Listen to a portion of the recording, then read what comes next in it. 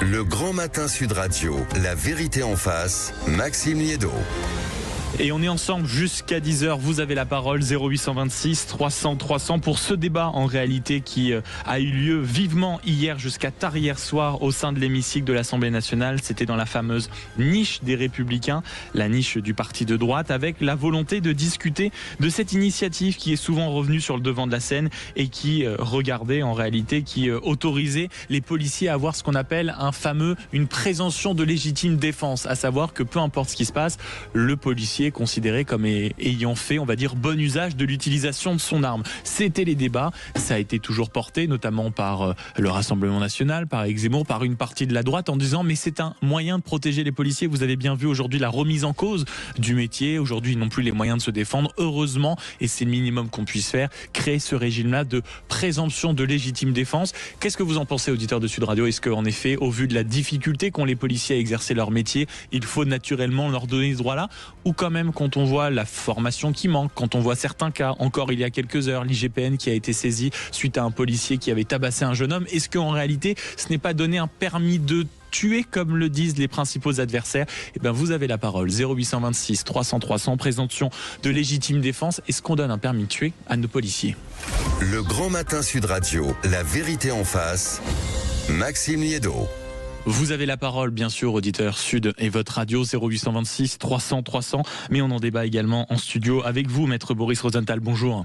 Oui, bonjour Maxime. Merci beaucoup d'être avec nous ce matin. Vous êtes avocat pénaliste au barreau de Paris et vous défendez plusieurs clients justement qui avaient dénoncé et qui ont dénoncé des violences policières, bien sûr, et membres du Conseil de l'Ordre. Et bonjour Amaury Bourlet. Bonjour Maxime. Merci beaucoup d'être avec nous comme chaque vendredi matin pour débattre de l'actualité avec le magazine Valeurs Actuelles, l'hebdomadaire qu'on retrouve en kiosque et sur le site internet et qui cette semaine fait en tout cas le pari de Sarah Knafo en se penchant sur le profil de la jeune femme qui part à la conquête bien sûr de la mairie de Paris. 0826 300 300 pour cette question, messieurs. La première est simple. Est-ce que c'est une bonne idée, en effet, cette initiative de créer une présomption de légitime défense pour les policiers? Maître. J'aurais eu tendance à dire la défense à la parole en dernier. Allez-y, Amaury Bourlet. Amaury Bourlet. C'est une idée intéressante et qui, il faut le dire, fait débat depuis longtemps, à la fois dans la classe politique, qui a été soutenue depuis des années par à peu près toute la droite, mais y compris par des centristes, par Éric Ciotti lorsqu'il était encore chez les Républicains, par le Rassemblement national, par Reconquête, qui divise de fait aussi parmi les avocats. Vous avez d'un côté d'éminents avocats spécialisés d'ailleurs dans la défense des policiers qui ne sont pas d'accord, comme Maître Liénard, qui lui y est opposé, alors que Maître Montbrial y est favorable, et y compris d'ailleurs parmi les syndicats de police. Vous avez d'un côté Alliance, qui est favorable, farouchement favorable depuis des années, et de l'autre côté, le syndicat Unité, qui lui, au contraire, est beaucoup plus réservé. Donc c'est un débat évidemment juridique, mais pas seulement, qui pose la question du rôle de la police dans notre démocratie, et dans un contexte politique et sécuritaire bien particulier, qui est celui d'une explosion de la violence, notamment des violences aux personnes constatées objectivement dans les statistiques du ministère de l'Intérieur ces dernières années. 0826 300 300, est-ce qu'on doit créer ce régime un peu à part pour les policiers, c'est-à-dire la présomption de légitime défense, c'est-à-dire que le policier, quoi que son action est considérée comme ayant exercé dans le cadre qui l'incombe? Comment vous voyez les choses, auditeurs de Sud Radio? Est-ce que c'est une bonne idée ou, comme certains le disent, c'est hélas un permis de tuer qu'on donne à certains policiers? 0826 300 300, la défense à part les maîtres. À vous. C'est nous la défense. Non, c'est un débat éminemment intéressant, évidemment. C'est un débat qui pose énormément de questions et surtout c'est un débat qui, je pense, répond à une vraie préoccupation du rôle et de la place de la police au sein de notre cité, de nos cités. Et c'est un débat qui, je suis entièrement d'accord, divise, mais sur lesquels j'ai l'impression, parce que justement, il pose la question déjà du rôle de la police et surtout des moyens qu'on lui donne pour exercer la violence légitime qui est la prérogative des forces de l'ordre. Et à ce titre, je me permets de rappeler que j'ai plutôt l'impression sur le terrain que les avocats sont très unifiés derrière justement le refus de donner ce moyen supplémentaire à la police. Pourquoi ce moyen supplémentaire? Beaucoup diraient dans ceux qui veulent que ce texte aboutisse, y compris le ministre de l'Intérieur d'ailleurs, qui le défendait, Laurent Nunez, qu'on ne peut pas accuser, je crois, d'extrémisme au plus haut point, disait mais en réalité aujourd'hui les policiers sur le terrain ont besoin de cet outil tout simplement pour faire face à la réalité d'un terrain de plus en plus violent. Je ne le crois pas, et pour exercer au quotidien en droit pénal, je ne crois pas du tout que ce soit un moyen nécessaire et indispensable à la police. Quand on regarde la réalité du terrain, elle n'est pas du tout celle-là. Elle est celle... déjà, il faut rappeler quand même que lorsque un police fait usage de son arme, il est avant toute chose présumé innocent. Et que les avocats, quels qu'ils soient, et particulièrement les représentants des avocats, défendent au plus haut degré la présomption d'innocence. Ça, c'est une première chose. Donc faire de cette exception, mettre une exception supplémentaire, ou plutôt un rajout à cette présomption d'innocence, c'est prendre de gros risques, je pense, dans les relations entre la population et les policiers, et dans le message que ça envoie aussi des policiers. C'est-à-dire que l'idée que ça pourrait être au-dessus des lois, le fameux régime particulier. Exactement, les mettre au-dessus d'une règle qui doit être fondamentale. 0826 300 300, vous avez la parole, auditeur de Sud Radio. Est-ce qu'on doit créer ce régime pour les policiers? Certains parlent en effet de policiers au-dessus des lois, d'autres de permis de tuer, d'autres de projets nécessaires à la protection de nos forces de l'ordre. 0826 300 300, on ira au standard. Amaury Brelet. À défaut de bénéficier d'une présomption de légitime défense, beaucoup de policiers, et je le sais malheureusement pour en parler avec eux depuis des années, ont le sentiment de souffrir d'une présomption de culpabilité. Notamment médiatique, j'imagine. Absolument, médiatique et politique. Beaucoup ont la crainte des conséquences judiciaires de l'usage de leurs armes sur le terrain, sachant qu'ils sont en première ligne face à un niveau de violence de plus en plus élevé. Donc pour eux, il ne s'agit évidemment pas d'un permis de tuer, mais d'une façon de reconnaître leurs difficultés, la difficulté de leur métier. Alors au-delà de cette mesure qui fait débat, il y a tout de même un consensus général parmi les forces de l'ordre sur la nécessité d'avoir des magistrats mieux formés et même spécialisés, notamment dans l'usage des armes, un statut plus protecteur aussi du policier mis en cause durant la procédure, avec un aménagement de la garde à vue, du contrôle judiciaire et de l'interdiction d'exercer en cas de mise en examen. Est-ce qu'il est normal, par exemple, qu'un policier soit placé en garde à vue comme l'est un vulgaire délinquant? Et puis quand je parlais de magistrats spécialisés, on constate malheureusement, et c'est particulièrement pathétique et même triste, que de voir des magistrats, des juges qui méconnaissent largement, pour ne pas dire qui sont totalement ignorants des conditions et des pratiques et de l'usage de l'arme à feu sur le terrain. Donc quand on dit meilleure formation des policiers, vous dites aussi, vous, meilleure formation des magistrats. Exactement. Pour connaître un peu la réalité du terrain. Pour prendre l'exemple de l'affaire Naël, dans son réquisitoire définitif, le parquet de Nanterre notait que si l'objectif, je cite, si l'objectif de Florian M, qui était le policier auteur du tir mortel, était exclusivement d'empêcher le conducteur de redémarrer, il lui était possible de tirer sur le capot ou les pneus du véhicule. Pour en parler avec des policiers ou même des magistrats spécialisés, c'est absolument n'importe quoi. Là, ces gens-là, ces magistrats regardent trop Netflix, regardent trop de films hollywoodiens.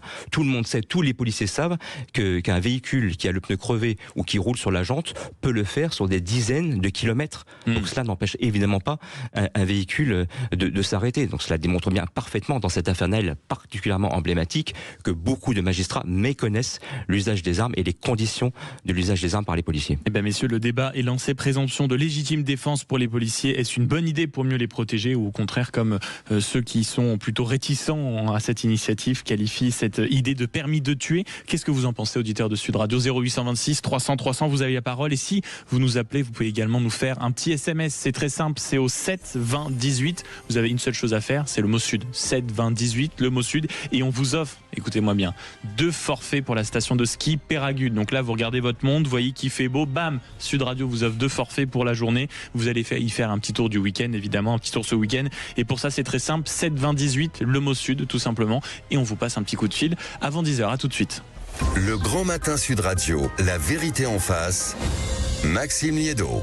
0826 300 300 et ce régime accordé aux policiers qui serait, on va dire, d'une nature exceptionnelle qu'on appellerait le présomption de légitime défense en réalité, c'est-à-dire que peu importe l'exercice de la situation, il serait considéré comme ayant respecté les règles et ce serait donc à la partie adverse de prouver si oui ou non le policier était en tort. On a ouvert le débat avec vous, maître Boris Rosenthal, avocat pénaliste au barreau de Paris, mais également vous êtes avocat de plusieurs clients qui dénoncent justement des violences policières. Vous êtes également membre du Conseil de l'Ordre et toujours avec Amaury Brelet, comme tous les vendredis, rédacteur en chef à Valeurs Actuelles, dont la une porte sur Sarah Knafo cette semaine. Je vous propose, avant qu'on poursuive la discussion, messieurs, d'aller faire un tour au standard 0826 300 300. Bonjour Kevin.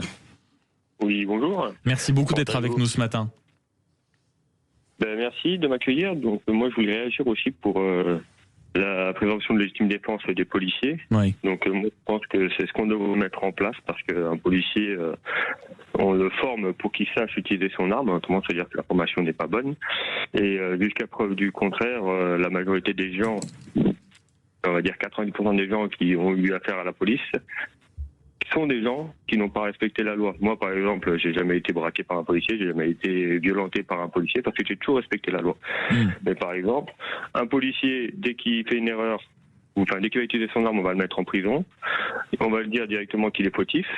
Alors que par exemple, si quelqu'un se fait agresser dans la rue, c'est à lui de prouver qu'il s'est fait agresser et que l'agresseur c'est bien lui et d'apporter les preuves qu'il a été agressé par cette personne. Donc pour vous, ça paraît pas lunaire cette idée de deux poids deux mesures.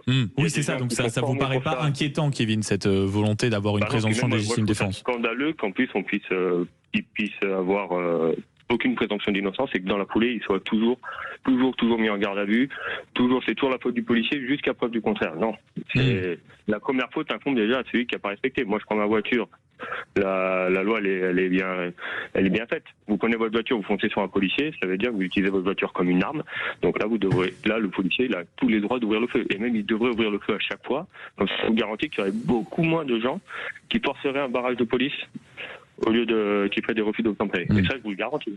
Ça, Kevin, et c'est ce qu'on appelle parler vrai. Merci de l'avoir fait au micro de Sud Radio ce matin au 0826 300 300. Je vous propose, puisque vous avez ouvert une autre partie du débat, de laisser la parole, cette fois-ci, j'insiste, à la défense, c'est-à-dire maître Boris Rosenthal. Qu'est-ce que vous dites à Kevin qui dit, pardon, au bout d'un moment, le policier, c'est la loi, c'est le représentant de l'ordre, c'est normal qu'en fait, ceux qui s'y trouvent confrontés, c'est ceux qui ne le respectent pas. On pourrait presque appeler ça du bon sens. Presque. Merci déjà merci beaucoup Kevin pour son intervention et merci de prendre le temps d'appeler et de participer au débat. Kevin nous parle de la formation des services de police et on sait que c'est un vrai sujet depuis des années, la formation du service de police. Il y a même un journaliste il y a quelques années qui avait allé infiltrer, pour sortir le fameux livre Flic, infiltrer les services de police et fait un tour pendant plus de 18 mois, presque 2 ans, dans les services de police et qui avait bien décrit de l'intérieur cette formation qui est extrêmement manquante et où on voit que les tirs ne sont pas pratiqués, que l'exercice au tir sont très irréguliers, donc on voit que cette formation est très très très insuffisante. Partir du principe selon lequel la formation est suffisante, je trouve que c'est un postulat de départ qui me semble déjà premièrement erroné. La deuxième partie de la remarque tendait à faire croire, ou plutôt à démontrer que les personnes qui sont interpellées ou qui sont inquiétées par les services de police sont principalement des gens qui ont commis des infractions et l'histoire montre que c'est entièrement faux sur les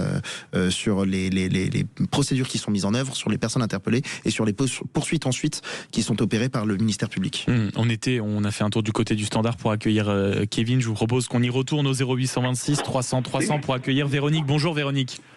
Oui, bonjour. Merci beaucoup d'être avec nous ce matin, ma chère Véronique. Merci à vous.